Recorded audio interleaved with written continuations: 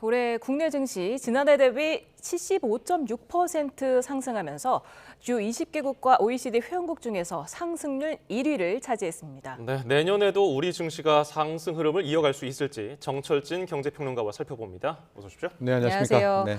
올 한 해 우리 코스피 시장을 두고서 전교 꼴찌가 전교 1등을 하게 됐다 이런 표현이 나오던데 올 한 해 좀 돌아보면 우리 어떻습니까? 코스피는 정말 역대적으로 저평가의 대명사였었고요. 국장하지 마라, 국장 탈출은 지능순이다 이런 말도 있었고 늘 수익률 하락 국가에 포함이 됐었는데요. 올해는 정반대의 모습이었습니다. 연간 상승률 기준으로 G20 국가만 따로 떼어놓게 보겠습니다. 상승률 1위를 기록하는 또 그런 쾌거를 기록한 한 해였었는데 우리의 코스피 기준입니다. 상승률이 75%에 달했습니다. 시장이 75%라는 것은 100% 종목도 널렸다라는 것이고요. 예. 시가총액 1위인 삼성전자가 110% 이상이고 시가총액 2위인 하이닉스는 200%가 넘으면서 1년에 3배가 오르는 참 그런 역사적인 그런 한 해였었고요. 우리가 약간 느낌적인 느낌으로는 미국 증시가 많이 올랐을 것 같잖아요. 예. 왜냐하면 매일 사상 최고치 또 경신. 아마 우리 앵커 두 분도 방송하실 때마다 S&P 500 또 사상 최고치 경신. 그런데 실제 상승률을 놓고 보면 S&P 500은 17%에 그쳤고 나스닥도 22%에 불과했습니다. 그게 뭐냐면 요만큼씩 사상 최고가를 경신하면서 뉴스로는 사상 최고가였지만 결과적으로 코스피가 올해 연간으로는 가장 높은 상승률을 기록했습니다. 그러면 우리 지수 상승을 이끈 원동력은 뭐였습니까? 크게 보면 역시 이제 정부의 주가 부양 정책을 기본으로 깔아야 된다고 볼 수 있겠습니다. 이재명 정부는 국정과제에 5,000포인트 달성이라는 지수를 제안했던 첫 번째 정부이기도 하고요. 그만큼 많은 주가 부양 정책을 펼쳤었고 여기에 발맞춰서 국회도 함께 움직였잖아요. 그래서 상법 개정이 2차례 일단 일어났습니다. 마지막 3차 상법 개정은 아마 내년으로 넘어갈 것 같은데 이 2차례 상법 개정이 일어나게 되면서 이게 완벽한 최선은 아니지만 그동안 우리 코스피의 개인 투자자들의 뒤통수를 때렸던 느닷없는 물적 분할이라든가요. 갑자기 돈이 있으면서도 유상증자를 한다던가 아니면 멀쩡한 기업을 쪼개서 또 상장한다든가 또 상장한다든가 이거 쪼개기 상장에 적어도 개인 투자자들이 소송을 걸 수 있는 하나의 이 사안을 끌고 법적 자료로 갈 수 있는 그런 근거를 마련했던 부분을 일단 기본적으로 꼽을 수가 있고요. 내용적인 면에서는 역시 AI 반도체, 삼성전자와 하이닉스가 기염을 토했다 이렇게 볼 수가 있겠습니다. 물론 크게 보면 우리 연내 한 2,300도 한번 깨졌었거든요. 예. 정치적 불확실성이 커졌을 때 한 2,300부터 3,000까지 끌어오르는 3,300까지는 조방원이라고 해서 조선, 방산, 원전이 이끌었지만 이제 3,000부터 4,000 레벨까지 갈 때는 하루는 삼성전자, 하루는 SK 하이닉스였었는데 역시 AI 반도체들이 실질적으로 실적이 내면서 이게 판타지가 아니구나, 거품이 아니구나를 증명했던 역시 이제 AI 반도체의 어떤 약진 여기도 중요한 이유로 꼽을 수 있겠습니다. 네. 최근 서학개미 공격적 미국 주식 투자가 지속되고 있지만 넉 달 만에 또 순매도세로 전환이 되고 있다면서요? 그렇습니다. 우리 추석 연휴 같은 때는 일주일에 3조씩을 사면서 와 그땐 정말 우리 개인들이 이렇게 돈이 있었나? 국내에서 이렇게 많이 사나 하고 보통 주당 1조 이상씩은 이제 서학개미 분들이 미국 주식을 사 왔었는데 자 12월 들어서 이제 둘째, 셋째 주부터 약간씩 달라져서 드디어 이제 순매도가 나오는 또 그런 한 주간이 나오게 되는 그런 상황이었습니다.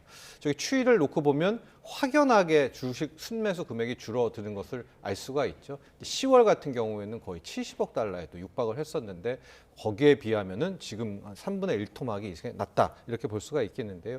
아마도 이제 미국 증시 물론 그 돈이 국내로 온 것 같지는 않습니다만 AI 거품론에 대한 부담도 좀 컸었고 차익 실현 욕구도 상당히 컸던 것 같아요. 그런 것들이 겹쳐서 서학개미의 공격적인 미국 주식 순매수가 특히 12월 둘째, 셋째 주부터는 확연하게 탄력이 떨어진 것이 좀 증명되고 있습니다. 예, 새해부터 고배당 기업에 투자하면 배당 소득에 대해서 최대 30% 세율의 분리과세 혜택을 받을 수 있게 되는데 네. 국내 증시로 자금이 끌어당기게 될까요? 이 제도로 끌어오는 건 아니겠지만은 큰 도움이 되는 제도인 것은 맞습니다. 다만 이제 조건이 있거든요. 모든 배당 소득에 대해서 수익에 대해서는 아니고 고배당 기업에 한해서만이란 조건이 있고 최고 세율도 이제 30% 아마 이제 국회에서도 부담을 느낄 수밖에 없었던 것 같아요. 이제 분리과세를 해줄 바에야 한 25%로 해주지 뭐 이런 얘기도 있었는데 그래도 30%로 분리과세가 됐던 이런 측면에서 긍정적인 면은 있다 이렇게 볼 수 있겠습니다. 네, 유가증권 시장의 시가총액이 지난해 말보다 77% 이상 늘어서 사상 처음 3조 원을 넘어섰다는 거는 이건 어떤 의미가 있을까요? 우리 상승률과 마찬가지고요. 우리나라의 시가총액 방식이기 때문에 결과적으로 시가총액과 지수는 함께 연동될 수 있다 이렇게 볼 수가 있겠고요. 특히 이제 앞서 삼성전자 하이닉스를 좀 보면 올해보다도 내년이 훨씬 더 기대가 되는 이유가 삼성전자는 올해 연간 영업이익이 한 40조 정도가 되는데요. 지금 내년 삼성전자의 영업이익 전망치를 좀 보면 못하게 부른 곳이 100조입니다. 하고 많이 나올 곳은 지금 120조 이상을 부르고 있기 때문에 올해 대비 삼성전자의 영업이익이 3배 넘게 늘어난다는 처음 보는 현상이 나오고 있거든요. 근데 삼성전자 또 SK 하이닉스도 마찬가지입니다. 내년에 거의 100조 원 정도대의 영업이익까지도 보는 곳이 나오고 있어서 실질적으로 내년에 삼성전자와 하이닉스가 이전 예상대로의 선전을 한다라고 하면 뭐 지수라든가 뭐 시총이라든가 훨씬 더 불어나지 않을까 이렇게 보고 있습니다. 업종별로 자세히 들여다보면은 기계 장비, 전기전자, 전기가스 이쪽 상승폭이 컸거든요. 네. 이건 어떤 요인일까요? 뭐 우리 업종 구분이 뭐 특별하지 않은데 역시 AI 반도체가 컸다라고 보면 될 것 같고요. 거기 특이한 부분이 증권 업종들이 좀 있었습니다. 네. 증권 금융도 밸류업이라고 이제 기억이 나시죠? 밸류업에 힘입어서 실질적으로 밸류업을 할 수 있는 곳들은 금융지주사들이 많지 않았겠습니까? 이제 그런 것들이 합쳐서 금융증권도 함께 좀 상승했다 이렇게 보면 될 것 같습니다. 네, 올해 4,000피에 진입한 코스피. 내년이 또 병오년 붉은 말의 해더라고요. 내년에 잘 달릴 수 있을까요? 잘 달려야 될 것 같은데요. 뭐 무조건 제가 잘 달린다, 안 달린다 조건들이 필요할 것 같습니다. 앞서 말한 것처럼 이 AI 반도체 두 기업, 삼성전자, SK 하이닉스가 지금 예상하는 것만큼 이게 국내 증권사만 예상하는 게 아니거든요. 우리를 조금 이제 좀 약간 좀 부정적으로 보는 노무라 증권이라든가 모건 스탠리들도 좀 낙관하는 측면이어서 그 정도대로 무난한 좀 실적을 올린다면 4,000피 그 이상, 5,000피도 한번 도전해 볼 수 있다라고 볼 수가 있겠고요. 다만 지금 트럼프의 이 이슈들은 여전히 변동성을 좀 키울 것 같습니다. 예. 그래서 트럼프의 코멘트, 또 트럼프의 관세, 트럼프의 연준 장악 이런 부분들은 여전히 좀 변동성을 키울 것 같고 그리고 이제 세 번째 변수는 역시 원달러 환율이겠죠. 예. 환율 안정까지 더해지게 된다면 좀 더 좋은 또 그런 붉은 말의 해를 기록할 수 있을 것 같습니다. 예, 요 며칠 환율 좀 안정적으로 가고 있지만은 어쨌든 연평균으로 따지면은 IMF 때 이후에 역대 최고 수준 아니겠습니까? 네. 내년 환율은 어떨까요? 그렇죠. 아까 국내 뭐 주식시장의 조건 중에 세 번째 제가 환율을 이야기했는데요. 환율이 굉장히 중요한 변수다라고 볼 수가 있겠습니다. 1,422원으로 이제 올해 평균이었기 때문에 역대 최고 수준이었습니다. 실은 1,480원 넘었을 때 위기의 국면도 있었지만 어찌됐건 외환 당국이 이제 개입을 해서 여기 수준까지 떨어뜨렸고요.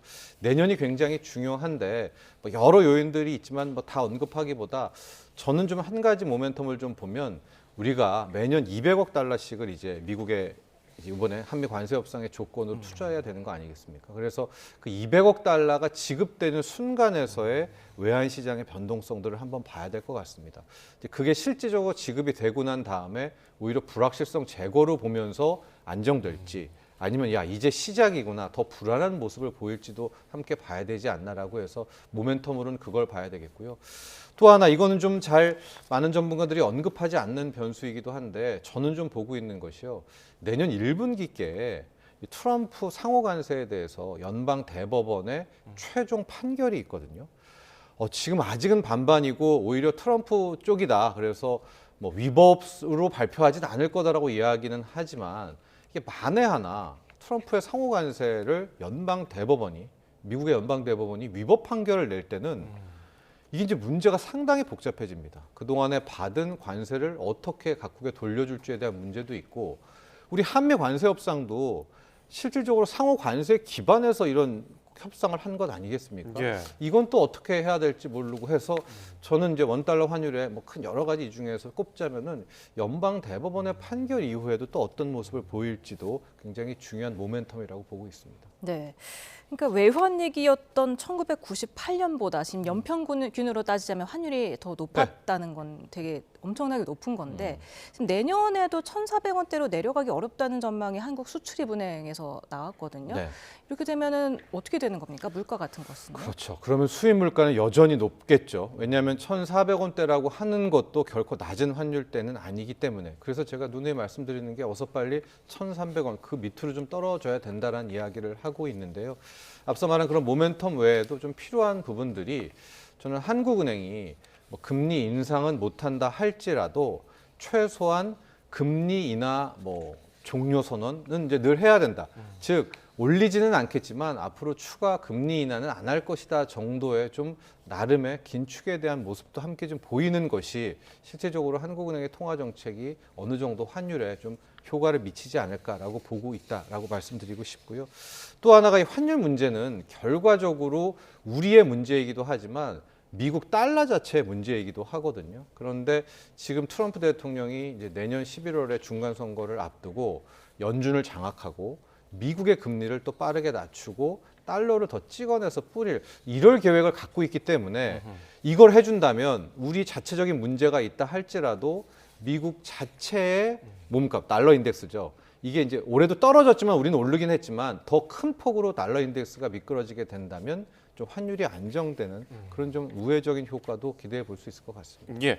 자, 쿠팡 청문회 얘기로 넘어가 보겠습니다. 쿠팡이 우리 정부와 사전 협의 없이 자체 조사 결과를 미국 증권거래위원회에 먼저 공시한 사실이 드러나는데 이건 어떤 의도로 봐야 됩니까? 저도 이걸 보고 좀 굉장히 당황스러웠었고요. 어떻게 이 쿠팡이라는 한 민간 기업이 우리 오피셜한 우리 정부와 우리 당국의 수사와 조사 결과가 안 나왔는데 먼저 이야기를 하고 미국의 증권거래위원회죠. SEC에다가 바로 공시를 했습니다. 저는 그래서 오히려 이 부분이 사후에도 여러 가지 좀 이딴 문제들을 일으킬 수 있다 이렇게 볼 수 있는데요. 이 공시를 하고 오늘 이제 쿠팡 로저스 대표의 좀 이틀째 청문회 또 모습을 보면 첫날과는 또 완전히 다른 모습을 보였었거든요. 예. 어느 정도 연관이 있지 않나라는 그런 생각도 좀 해봤는데요. 그 미국입니다. 미국 INC, 쿠팡 INC가 공시한 내용을 좀 보면 이번에 발표한 그대로입니다. 3,300만 건에 대한 접근은 있었다. 그러나 해당 범위는 3천 건만을 빼내겠고 이 역시도 외부로의 공유, 제3자와의 공유는 이루어지지 않은 채 마감이 됐다라는 이제 공시를 했습니다. 예. 자, 그런데 오늘 우리 과기부 장관이 이거 틀린 얘기다라고 이야기를 했거든요. 분명히 3,300만 건이 유출됐고 쿠팡이 지금 딴소리를 하고 있다라는 이야기를 해서 이제 앞으로 우리 자체적인 우리 관내 이제 오피셜한 결과 발표가 나올 것 아니겠습니까? 예. 이게 3,300만 건 유출로 나오게 될 때는 쿠팡은 미국 SEC에 허위 공시를 한 겁니다. 예, 그렇게 된다면 좀 문제가 커질 수가 있기 때문에 오늘 청문회에서의 모습 또 쿠팡의 저런 이제 막 안하무인한 태도 이런 것들도 결과적으로는 가장 중요한 이번 사태. 이게 3,300만 건 유출인지 3,000 건 유출인지 그것도 외부에 됐는지에 대한 최종적인 우리 당국의 이제 조사 결과가 나오게 된다면 좀 급물살을 타지 않을까 이렇게 보고 있습니다. 네, 오늘 청문회에서 주병기 공정위원장이 쿠팡의 영업 정지 가능성을 다시 한번 확인했는데 네. 이 영업 정지가 쉬운 건 아니잖아요. 그렇죠. 그래서 오늘 주병기 위원장의 이야기도 보면 이 사안을 가지고 뭐 영업 정지를 한다는 것은 아니고요. 아마 이제 최종 조사 결과가 나오게 되면 우리 당국, 우리 관에서 이제 시정 명령 같은 것들, 이러이러한 것은 고쳐라, 이러이러한 부분에 대해서는 뭐 행정 처벌, 과징금 이런 것들을 다 한 다음에 쿠팡이 이런 것을 성실히 지켜야 되는 건데요. 만에 하나 이것을 지키지 않을 경우엔 영업 정지에 대한 근거가 되는 거거든요. 그 부분을 또 강하게 강조했다고 볼 수 있겠습니다. 예, 오늘 말씀 여기서 줄이죠. 정철진 경제평론가였습니다. 고맙습니다. 감사합니다.